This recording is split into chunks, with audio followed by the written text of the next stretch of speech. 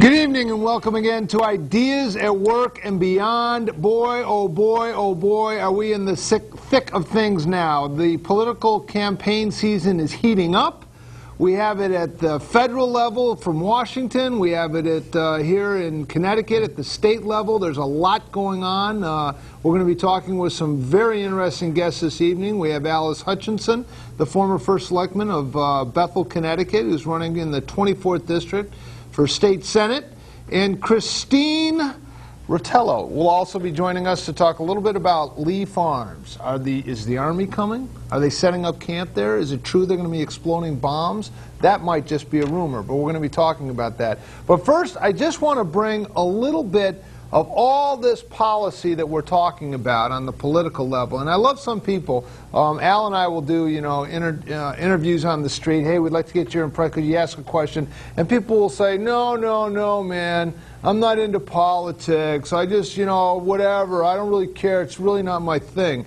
And that's fine, because politics might not be your thing. But I'll tell you, the policies that the people that we elect enact will affect you. And this has come home to roost for me, and it's also come home for roost for this lady that appeared at a Obama teach-in. It was supposed to be a cleared audience. Every one of these people were supposed to be vetted. These were all supposed to be Obama supporters. But this lady says, I'm in the middle class, I'm a middle-class American, and frankly, I'm exhausted of defending you, defending your administration, defending the mantle of change that I voted for, and I'm deeply disappointed with where we are right now. I was told that if I voted for a man who said he was going to change things in a meaningful way for the middle class, I'm one of those people, and I'm waiting, sir. I'm waiting, and I don't feel it yet. There's a lot of this going on. And I'm going to try and tie it together here very briefly. I have a little painting company, and we have health insurance for a handful of the employees that we have. We pay $1,500 a month for this health insurance policy. Because of Obamacare and this health care reform that they passed, the health insurance company has just raised our premium $400 a month. Now you might say, oh, cry me a river, you big baby, come on, pony up and pay. But what that means is there's $5,000 taken out of our little painting business every year. That's $5,000 that we could be paying out in bonuses. That's $5,000 that will limit the thought of hiring more men, because it's now become more expensive to employ people, and it's all because of what's been going on in Washington and this Obamacare. So I say there's a direct link between the policies in Washington and what this lady is feeling as she expressed it to the president's face. I'm telling you, these policies that are being enacted, this encroachment of the federal government into the private sector is having an effect, and I'm feeling it in my little painting company. And I know that you are too. And you say, hey, wait a minute, man. Don't you care about the little guy? What about the guy that doesn't have insurance and stuff like that? What about that? Well, that's all well and good, but guess what happens? If you suppress the economy, if you put so many burdens on the employer, if you tear down the wage payer, you're not going to lift up the wage earner. And that's what we have going on in this country. That's what we have going on the federal level. And by golly, Ronald Reagan was right. We have trickle-down economics. And if the government comes in and takes more currency, more revenue out of the private sector, guess what? That's where you get 10% unemployment. That's where you get people feeling the pain. And that's what we're experiencing in this country right now. Now, we've gone from the federal to now we're going to be talking more about the local. And thank you for having that opportunity to get that off my chest. Al, you're shaking your head. Is there something I'm missing on all this? There's not enough time in the day to go over that rant, line by line, word by word, syllable by syllable, and trickle-down economics. If I recall, I think the recession, the stuff that we're experiencing right now is about stuff that happened in the past, such as the Bush tax cuts. No, my health insurance going up $400 a month did not have to do with the Bush tax cut. It had to do with an ill-advised Obama. After this show, if you would allow me to, because your business is not public, just show me your information. I'll do a little research. I'll do a blog posting on it for you and examine that stuff. I have no problem with that. Fine. We got a health savings account. Okay, I'll check it out. My wife does the books. Oh, I'll check that out. She looked at it. She said, you know what? Our health insurance just went up $400 a month. I'll look into it. I promise. Wait a minute. I promise you people, I'll look into this. I'll look into everything he just said right there. Well, are you doubting what I'm saying, that our health insurance went up? Oh, I don't doubt anything that you say. You're dead on all the time. All right. This is just a little, it's a brotherly fight here. We do this all the time. He threatens to put, have you ever seen his blog, Hat City Blog? But I still thank both of you for having me on. Oh, Thank yeah, you. I'm sorry. We have a guest here. We have a guest here. Have you ever seen Hat City Blog? Absolutely. Yeah, I mean, you know, anytime, like, it's kind of like a gotcha blog. Like, you know, I come went on. through it, and It's and the this is what we pulse said. of the what's going on, man. All right. Well, our guest this evening is Allison Hutchinson, and I really appreciate you coming in. Thank you, Marty. And thank you for putting up Thank with you. the little rant. Thank you. And a little, you know, sibling rivalry going on with Al and I, who are brothers from a different mother. But we're gonna You just guys have always gone at it, but you have always maintained a great friendship, and I really appreciate that because it's an important dialogue. A little Michael Jackson, Paul McCartney thing going on here from Whatever the 80s. you want to call it. All right. You are running for state senate. Correct, sir. Now, what caused you to want to do that in this political season when it looks like it's an uphill battle for Democrats? That's actually a question that I get asked a lot. Why do you want to do this? Because It's not the pay. How much do you get paid to be a state senator? oh, it's under 30, you know, and it's you don't. This is not the kind of work you do because you're going to get paid a lot of Yeah. money. There's a couple of reasons. One, I'd been first selectman in Bethel, and I was really fulfilled, and I loved it, and I thought that is the last of my elective office. I really enjoyed the job. It was a great experience for me. I thought I gave back a lot to the town, you know, et cetera, and so on. I mean, it was, you know, when that was over, I was very happy to help other people get elected, work on their campaigns, go back to work. I worked at Canterbury School as a fundraiser for a long period of time. And I enjoyed it. I was very happy. And two things happened. I got downsized, and There you go. Here I am. The health insurance probably went up. It became too expensive to have these employees, and now you are downsized. Well, Would you that's- tie that together at all, or not? well, I think that's your story, Marty. Well, but what's you your asked story? me my story. Why were you downsized? I was downsized because, quite honestly, as the school started to need to consolidate its funding, and I'm not speaking for the school one way or another, yeah. they really had the choice between the last administrator hired, which was me, and choosing teaching staff. And as a certified teacher who is certified to teach grades 4, I'm certified to teach middle school, and I have a master's in teaching. I support education. I supported their decision to keep teachers. Now, yes, it's a private school, so it's a very different kind of decision than you would make in a public school. But I found myself out there pounding the pavement with a lot of people in the same boat. Now, when you get out there and you're one of the 10% that are looking, it's a scary thing because I was competing for jobs with people that are the age of my 27 and 29-year-old children.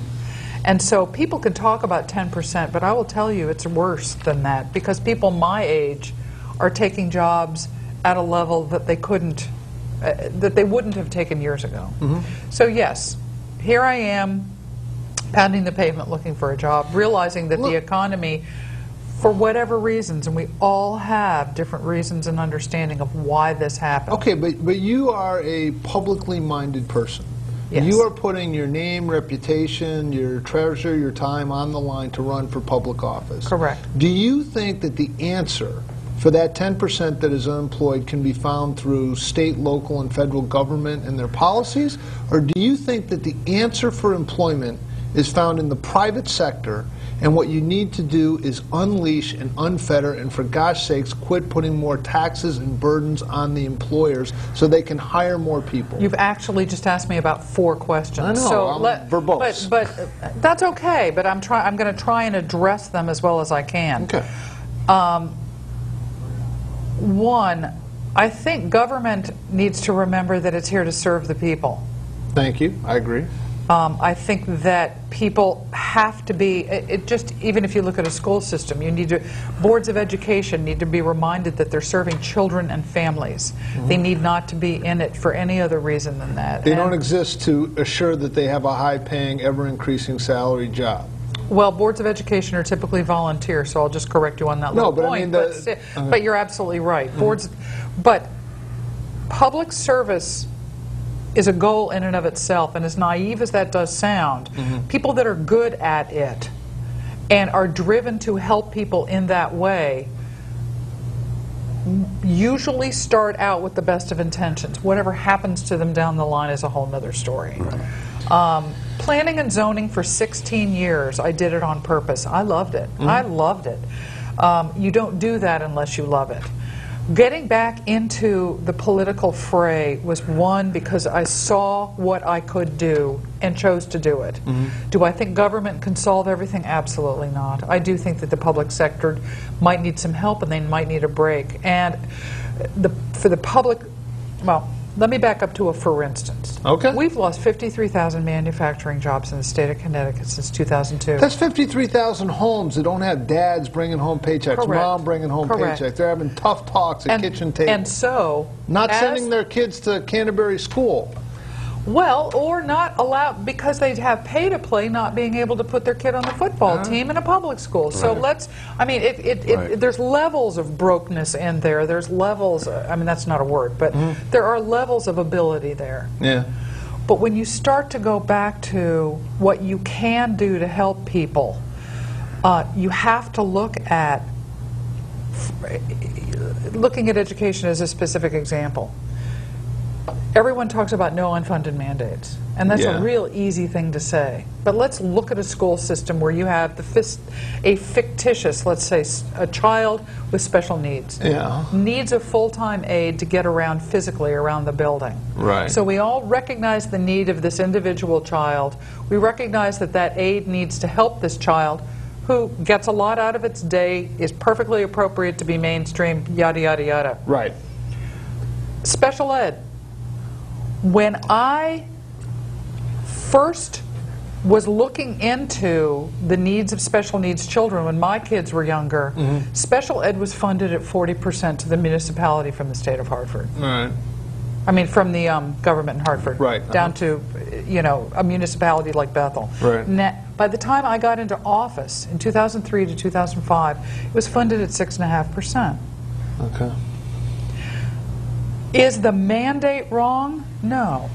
Is the lack of funding wrong? It puts the burden on the municipality. Right. So here we are looking at the state is saying that they have a hole, huge hole. Yeah, in we're the budget. most indebted state per capita in the union. Right. We're also the So, most heavily taxed state per capita in the union. If they increase. If they don't pay, first of all, they're not paying to the municipalities. The municipalities are going to get slammed pretty soon. Yeah. If we don't start qualifying for things like Race to the Top, some of the things that we've missed opportunities for, take advantage of, this is money on the table. This is opportunities that we've paid those taxes. We deserve that money to support our state back. When you say there's money on the table, what you're saying is there's federal handouts from the all-loving federal government that they're going to give to the states, and that's the money on the table. My perspective would be keep more money on each individual kitchen table and let the individual taxpayer decide what they're going to do with the money. Maybe that's idealistic, but it seems to be, and I looked on your YouTube and I saw your interview that you did at the convention and everything like that. It seems to be the orientation is how can we get more money from the all-powerful government to help pay for all this stuff? Now wait a minute. Where did the government get the money to begin with? From us to begin with.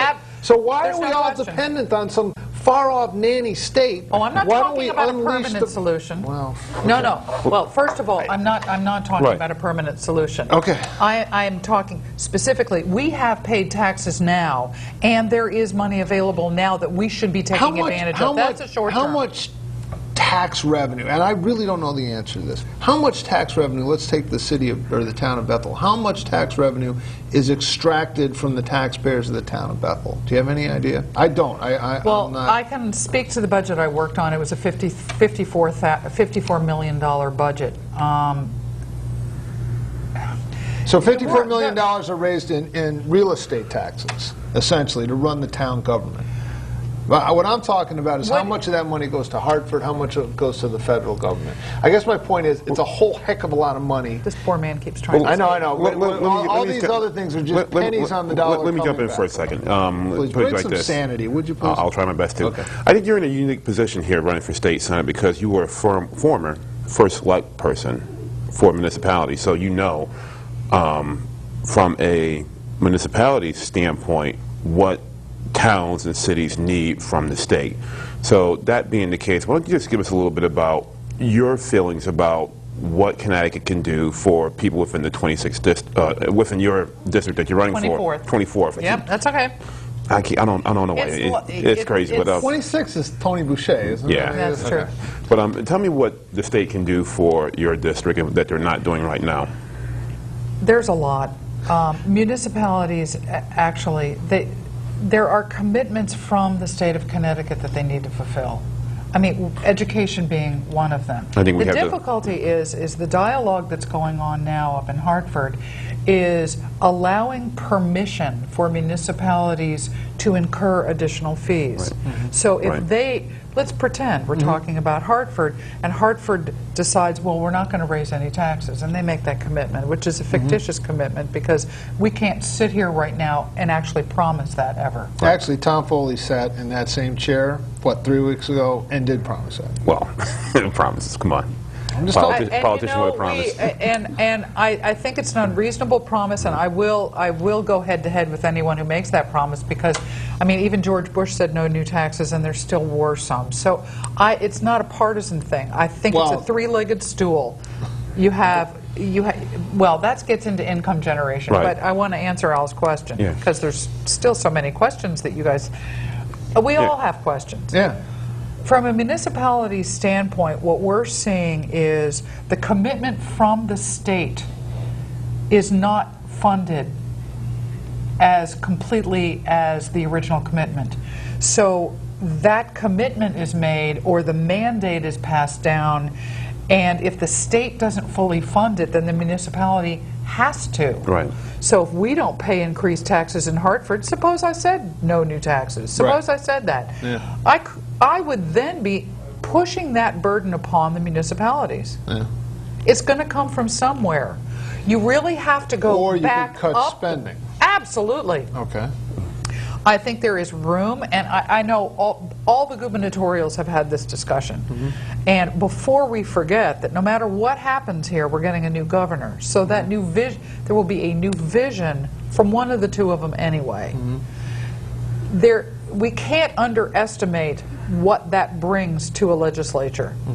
That vision, that new way of doing things, frames the dialogue for everything Almost else. like a Chris Christie in New Jersey, for example. Could. Okay.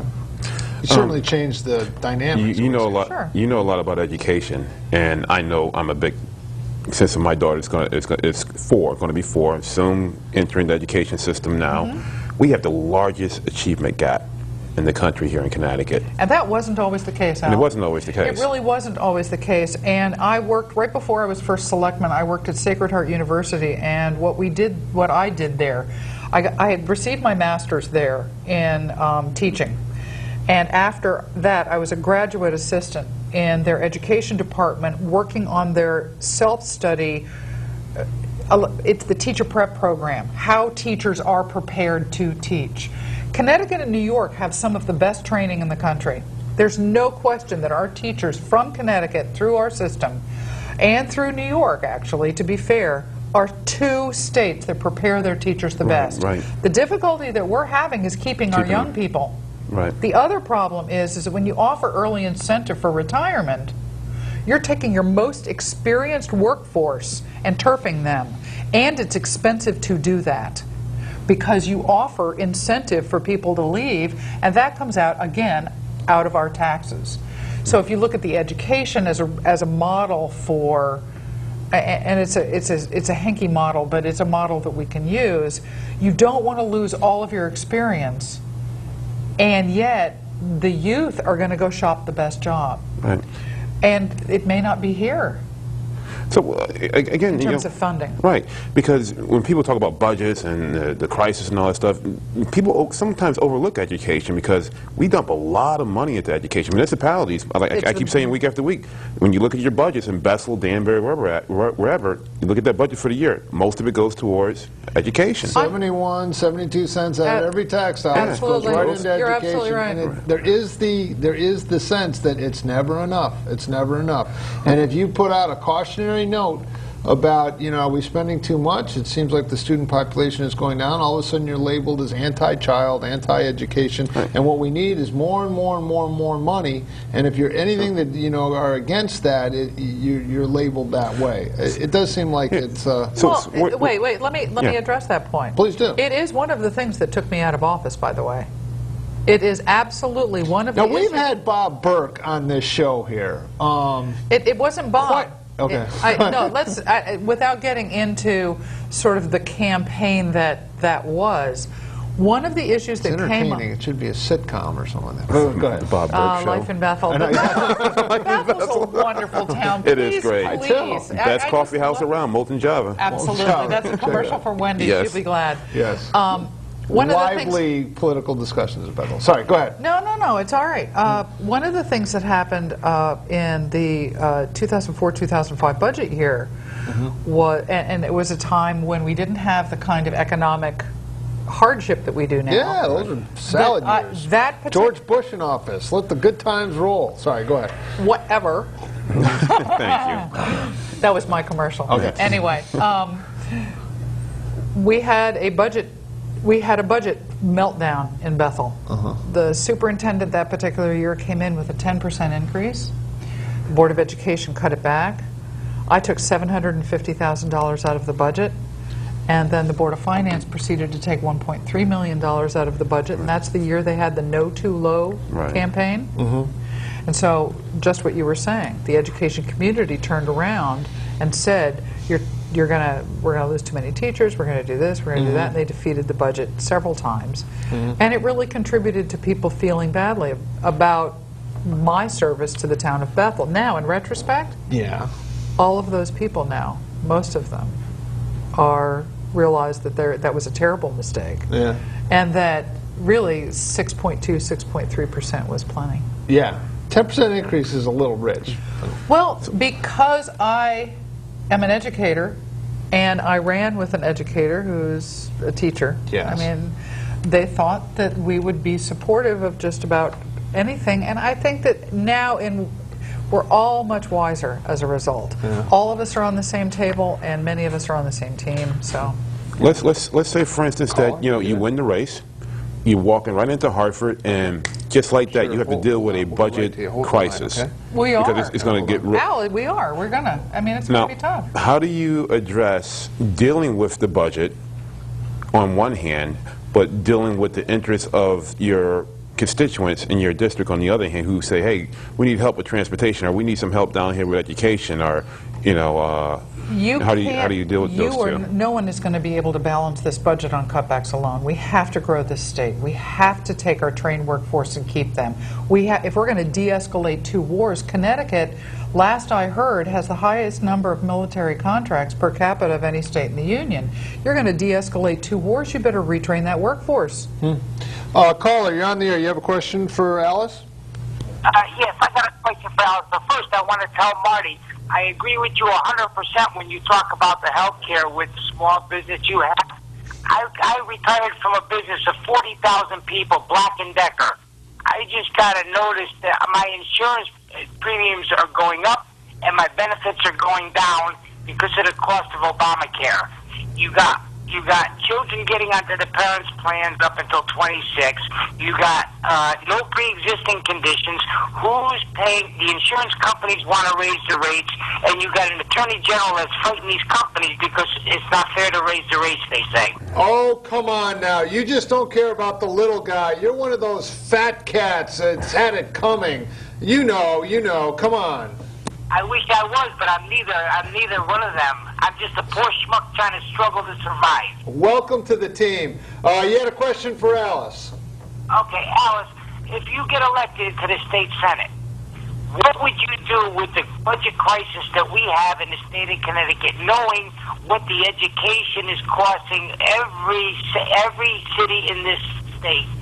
Or, you also have to take into consideration, unfunded pensions that people are turning to the federal government for to bail out, or to the state because the private sector can't keep up with the benefits that the public sector is getting in their pensions. And with the insurances, their premiums are lower, their co-pays are lower. The private sector is going nuts. The co-pays that we got going up to $40 for a doctor visit. We have to get generic prescriptions to pay $20 a copay. I hear you. What would you do as a state senator to try to rectify the wrong in the state of Connecticut? Excellent question. Marty. Excellent question. Thanks a lot for the call. Is there an unholy alliance between the state unions and the Democrats in Hartford that are causing taxpayer dollars to be funneled to them at an ever-increasing rate? Whoa. First of all, there's 20 questions that this person Well, here, write asked. this down. You wanted to run for office. Come on. Okay, we got people calling. They're upset about this stuff. I am too. All right, well, then give Marty, us some I don't answers. have a job, and I'm on COBRA, so All you're right. sitting here assuming that all You're of us upset. I'm upset. This lady right here, David, she's upset. Everyone's upset because Obama was going to take care So of all I this. guess her question stemmed to basically what I was talking about also. How do you deal with the budget when you have, how do you deal with bringing down or dealing with this deficit when you have education and all these other things that we have to deal with as well? First of all, I am not an economist. Right. I am an educator, so I can speak to certain aspects of this.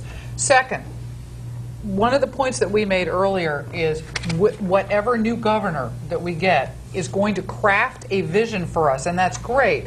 But from a practical standpoint, you have a lot of people out of work. Yeah. There is no question in my mind that we can't afford the train that we're traveling on right now if we don't start to grow the state. One of the things that I've discovered, and I've been spending quite a bit of time going door to door, every single person I speak to, without exception, talks about job and talks about economy. Right. What I'm surprised to hear is the next biggest subject they talk about is transportation and infrastructure. Absolutely. I've been We saying that can't for grow this months state now. without transportation and infrastructure improvements. Right. How do you fund that? Right. Well, I'm sorry, if we've paid those taxes, we really should get the stimulus money to fund them.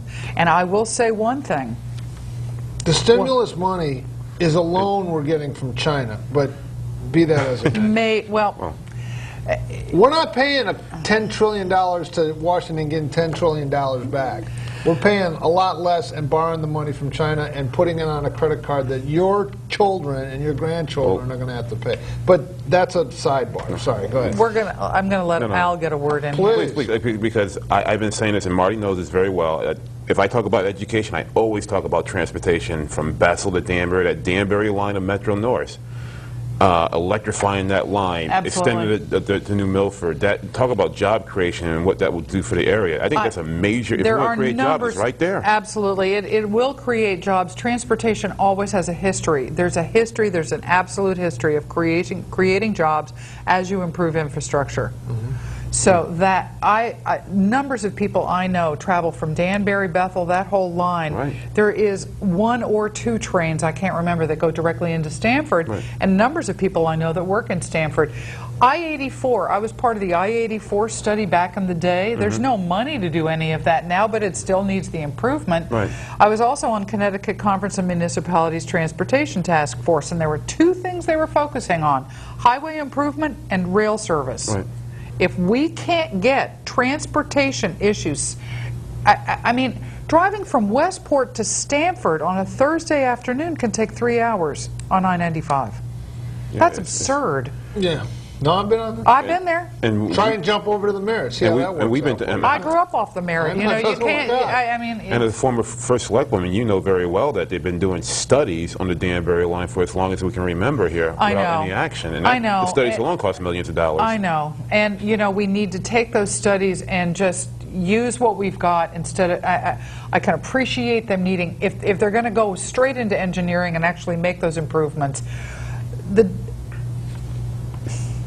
I can sit here and I can tell you what I want to do, Right. but we all know that I have to get elected to do any of them, Right. and then I have to work with a lot of other people.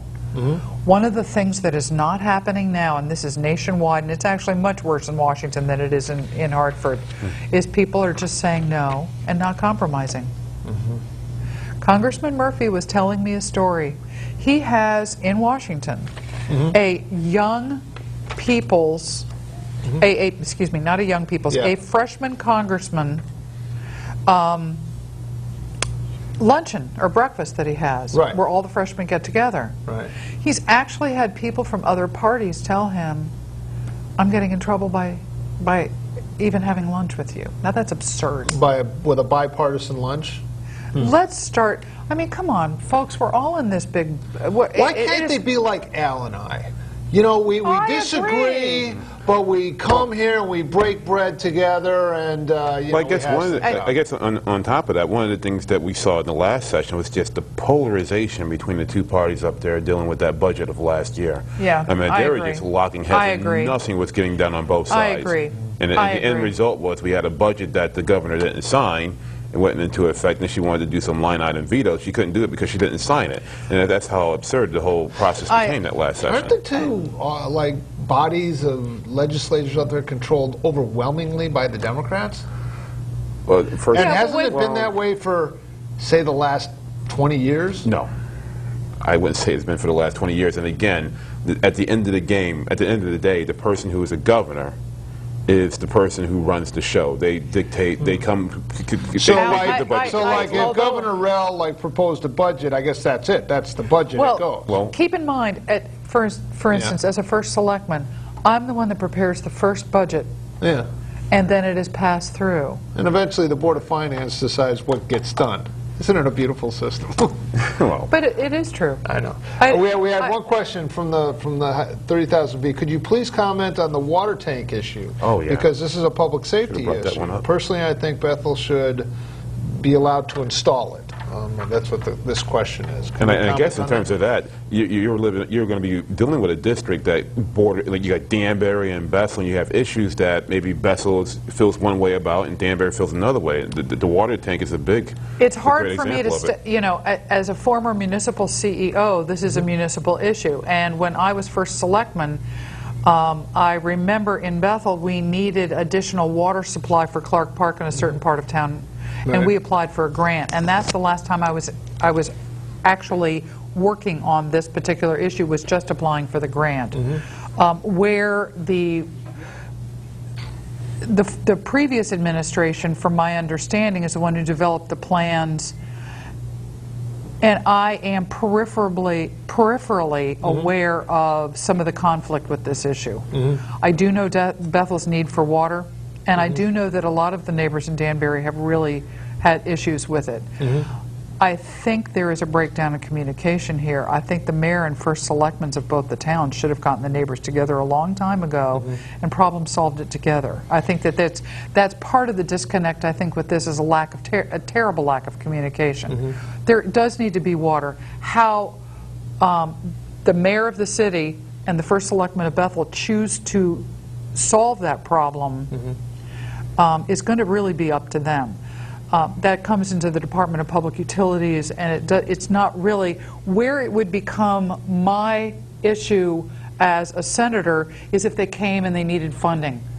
And if they needed some kind of funding, I could help track that through or go in for help them with steep grants or something that would help fund this if it was a request from the municipalities. And I believe that there is a grant that is a part of this. I think the city and the town need to work together. I just think that there is a disconnect And it's taken a long time, and I think they need to work to bring the citizens in on that one. The number here is 438-2003, 438-2003. If you have a question for the candidate, please don't hesitate to call in. We'll put you right on the air. Are we taking a break, or we're just moving ahead because the Lee Farm issue? I think the Lee Farm issue is coming up. You got a quick comment about Lee Farm at all? Let me just say, without, as a former Planning and Zoning Commission member, I do know that when people own land, sometimes they have plans for it that have nothing to do with what the city or a town want to do with it. I'm a strong advocate of open space, always have been. I am hoping that there is an open space component to whatever the city decides to do with this. I will always look for the avenue for open space first.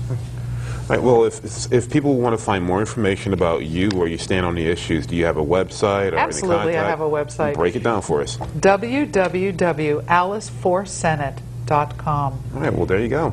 Thank you very much for coming in. Gentlemen, it's been a genuine pleasure. I hope I wish I could solve everything. This is like, you know what this is like? It's like being invited to someone's house at Thanksgiving and an argument breaks out. You feel a little awkward. Does that not ever always happen? It always happens. So I apologize. Don't ever apologize. Okay, and I appreciate Marty, you, coming in and putting up with all this. Public servants need to remember they're there to serve the public, and they need to be able to field any question they ask. What did Harry Truman say?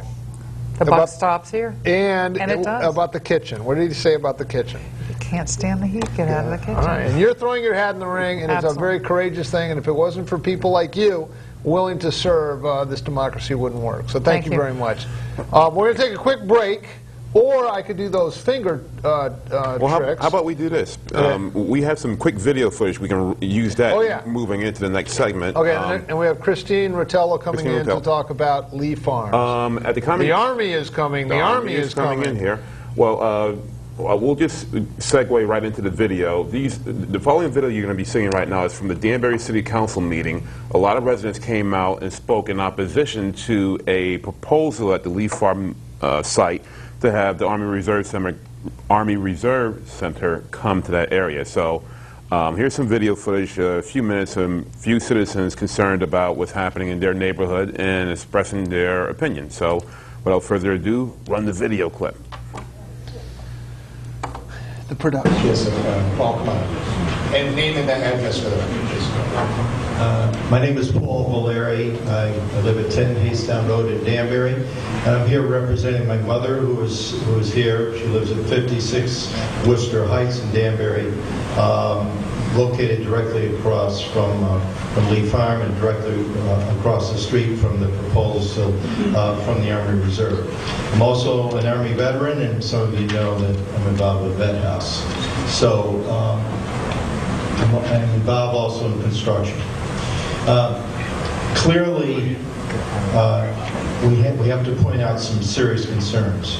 My mother's been there for 45 years. There's a couple other families directly on the street who've been there better than 50 years each. Right now, Worcester Heights has turned into quite a difficult clogged artery traffic-wise. It is unbelievably clogged. So I say this. We stand here obviously sincerely supportive of anything that could result in open space. But there's two ways of looking at open space. One would be the acquisition of the whole property. But there's another one that this plan that the Reserve has put forward misses the point. Any other major development on Worcester Heights thus far, if you look at the old Perkin-Elmer, you have Goodrich, Lee Farm and South, there's always been a major chunk of open space between the road and what was happening. So minimally, they should do that. They've crammed this right up her throat and the Morgan family's throat like you can't believe. There is no need for that. You have all the room in the world to create a buffer. And I would say this directly to the Reserve to do that. The other thing is this. Please, when you exit the property, think about going right only rather than left. All right? Because we cannot tolerate any more serious traffic. She's experienced over 10 serious accidents right in front of her property. It's a doggone mess right there. Okay, maybe consider coming in off of Park Avenue, but if you're going to have that buffer, get it back. and go right and don't allow them to go left at all. I know there's many other people who want to speak. This thing can be put forward responsibly. Right now, it's irresponsible. And if it came forth at a public hearing, reluctantly, I would have to vehemently oppose it. But you can do better, and hopefully it can be worked out. It might also help the residents understand that the federal government doesn't have to abide by our planning regulations, our zoning regulations, or our environmental impact regulations. That's not my idea. They can pretty much do whatever they want. So write down these concerns for when they come here so that you can share them, turning lanes, things like that while working point. Who else would like to address the council this evening? Sir, all the way in the back in the left, then Mrs. Waller.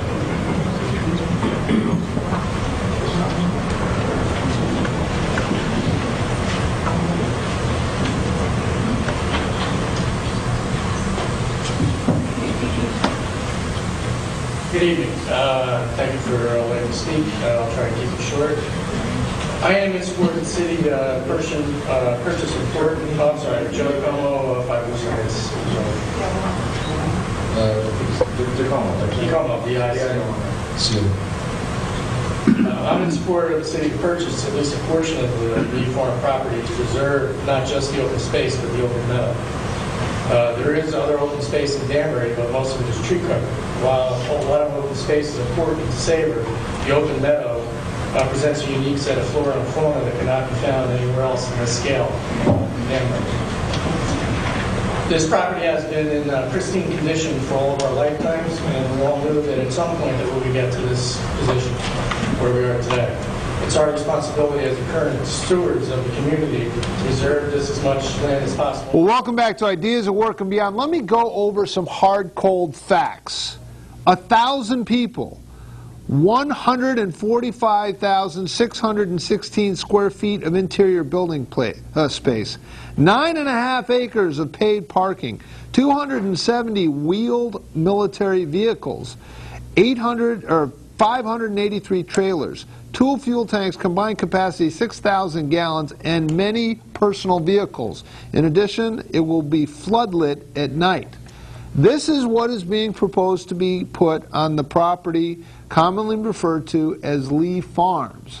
We are joined this evening in our second segment by just a pillar of the community, Christine Rotella, who, among other things, raised Paul Rotella to be a wonderful public servant, and you have come out in no uncertain terms against what they're proposing to do. I have. And I guess my question is, what had you gotten yourself into? You're fighting the United States Army. Explain yourself. That's true. I'm fighting the United States Army. And you know, it's interesting. The United States Army is something I would never have thought I would want to fight. Yeah, I would start a little smaller. I feel strongly that any city in the United States that the United States Army would like to put a base in should welcome the United States Army. It's kind of a patriotic thing to do. Yeah, and I think that, on the other hand, that the Army has an obligation to pick its sites very, very carefully. Because they want to be a good neighbor. It pays to be a good neighbor, and I'm sure they want to be a good neighbor. And I think this particular spot is not going to make them be a good neighbor in so many ways. For one thing, it sits in a position where they're going to be at the very top of a hill, the top of Worcester Heights. And just for the viewers at home, describe the property so we're all on the same page. Like, where's it near the airport, the mall? Yeah, what we're talking about? The property is, if you go up to the top of this road that we call Worcester Heights Road, if you get up to the top of there and look down, you'll look down on the airport. But it's not just the airport. I mean, the airport is what you look down at. But Lee Farm is so beautiful. It's all meadows. It's meadows and woodland.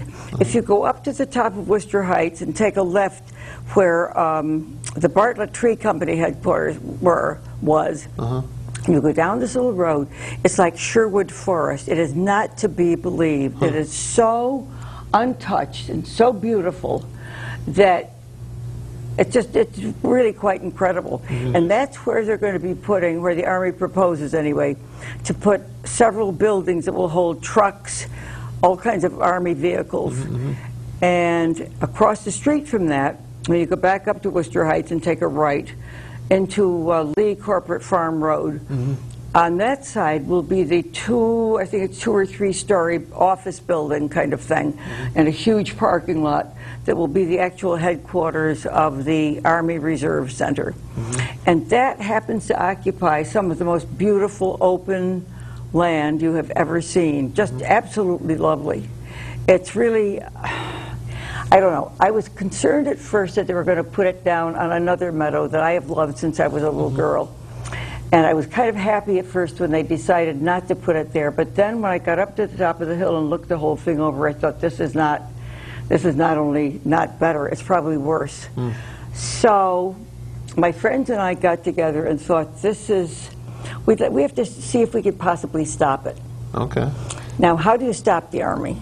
Now, here we're 4... I'm envisioning like Tiananmen Square, the guy standing in front of the tank. It's not quite there yet, Not though, quite right? there yet, Okay, no. I have a very active imagination. Yeah, so do I. Okay, And We okay. were kind of thinking almost like that ourselves. But if it comes to that, you never know. You never know. Okay. So 4 of us who are both in our 70s and 80s, I'm not the oldest one. One of my friends is 89, I'm 81. One is 77, I think, and one is in her 50s. And we thought, now, what do we do now? How are we going to get around this thing? With no power, we don't have any, we don't have any political power. But being good Americans, believing that Democrats with a small d have power if they want to acquire it, can do what they want to do. Sure. We can maybe have some power. So we began calling neighbors of Lee Farm, and then other friends who didn't even, I don't actually live near Lee Farm. None of us live near Lee Farm, by the way. Okay. This is not one of those not in my backyard things Okay. at all. It was a question of I grew up in the general neighborhood, and it was so funny when I heard that they were going to put the Army, or thinking the Army was going to go there, I all of a sudden got this sinking feeling that this beautiful piece of land that I had always taken for granted might suddenly disappear. It might suddenly become, not just the Army might not occupy it, it might suddenly be built up with cluster housing, it might be built up with all kinds of things. It had never dawned on me that Lee Farm might not always be just this beautiful meadow, gorgeous thing. So we began to... I want to just real quick, just inform people that this is not like public land here. This is not owned by the city of Denver. It's private land. It's somebody's private land. It belonged originally Frank Lee, who was a hat manufacturer in the late 18 and early 1900s, owned it, and had it as I guess a hobby kind of thing, a farm, a dairy farm. And his children and grandchildren have lived on it, and I think they've always loved it forever. Obviously, it's not a dairy farm any longer, but it's just sort of been there. It's been preserved as a beautiful piece of open space. So we began thinking about it and thought, do we want to see the Army on it? Do we want to see cluster housing on it? Do we want to see industry on it? And some of it's actually zoned for industry. Well, we didn't like anything like that. We just had this thing like, we can't let this happen. So what do? So we called all of our friends and neighbors and got them to sign on to, not a petition exactly, but to a letter that we could write. But who do we write it to? We write it to the Army? Okay, so we're going to write a letter to the Army. So we got all excited about it, and suddenly we found out that there were lots of other people besides just the 4 of us who were also on the same wavelength. So we hooked up with them. There were these men called Joe DeComo, Justin Melito, Lynn Hoddes and her husband, Joan, what is Joan's last name? She lives over by the airport. I can't think of her last name now. That's terrible. Anyway, it turns out a lot of other people had been very exercised about the same problem. So we decided what we would do would be to write a letter to the city council and ask if they would look into the concept of maybe acquiring Lee Farm for open space. This was kind of a big jump from being worried about the Army.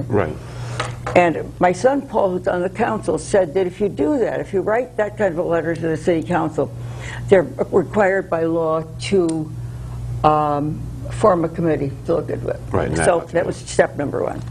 Step number two was we wanted to go to the city council and ask them if they could do something about stopping the Army from doing it. We didn't know how to go about it at all. So Paul said that there was going to be, on the agenda for the September meeting, there would be an item which would allow people who want to speak about the Army to speak about the And Army. that's some of the video footage we showed in the I gotta beginning get here, some of water. some of the public speaking out in opposition to it. Thank you. We got some. Thanks. So we did. We got a lot of people together. Let me just on the other side of the coin, and Al, maybe you would know better on this, because I see there are other politicians that are on the other side of this. One of the Right, guys, Councilman Sadi is very, supportive. how much revenue would this mean to the town? And I know that's only one side of the equation. Do we have a number on There's that? no revenue. They don't pay. The Army doesn't pay any taxes. They wouldn't pay any local They don't taxes? pay anything at all. No, they don't pay anything at So all. the only benefit would be that they would be eating in the restaurants, theoretically shopping Yeah. in the area, and that But they're kind of only thing, here wouldn't from Friday night until Sunday, late Sunday afternoon. And they would go out Let at me- night, and they said, I've talked to different people who are in the reserves in different places, and they say they go out to a bar or they go to a restaurant. Mm-hmm. But there really isn't much of that. The thing that they do emphasize, to the Army says, Mm-hmm. is that if there were an emergency like a flood, they'd be here. Yeah.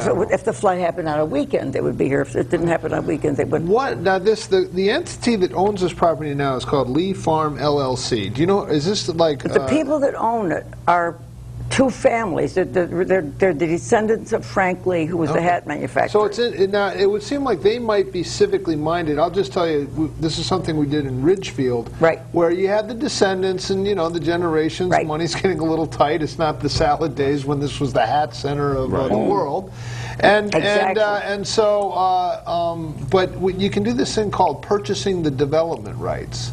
And what that would mean is you cut a deal with these, descendants, the right. families, and you say, look, we don't want this pristine. They have childhood memories of the same They property. do, they but really they say do. for a designated amount of money, $1 million, $2 million, whatever it is, we will buy the development rights for this property for 100 years. Right. And then they get to cash in their property and still live there, and the public gets to enjoy it, and there isn't this encroachment on open I space. actually wrote a letter to It worked at one of the Ridgefield. We did it heirs. with Lounsbury Farms. It works great. Yes, it's a very And it's interesting still a concept. farm today. They did that in Danbury. They did that with Taylor, Don Taylor's farm, which Right. is Yeah. Don Taylor over at the other end of Yeah, town. a couple of years It's a ago. they did it. wonderful way of doing it. So first we wrote, our little group of 4 ladies Yeah. wrote a letter to the heirs and asked if they would be, we just took a crazy dare, Yeah. and said, would you like to give some of your land to the city? It's been done. Because the Richter family did it in Sure. Danbury, and Cephas Rogers did it. That's Half how we of have Tarrytown, Rogers New Park. York was donated by the Rockefellers. Yeah. It's a big tax dodge. So among other we things. just took a chance, and they didn't really respond to that. So the next letter we wrote said, "How would you like to do the kind of thing you were talking about?" And that Yeah. didn't. Didn't fly. We didn't get really an answer to that. So after that, we decided to go the more conventional route, which was to try to see whether maybe the city might like at some point to buy some of this land for open space or whatever. But in the meantime, I have some exciting news to tell you. Okay, I got to keep you on the clock. You got good. 3 minutes. Very exciting. Give it to us. This and give us the- afternoon- we love breaking Breaking news. This right here. is breaking news, Okay. right here and now. Here I'm we going to go. tell you right now.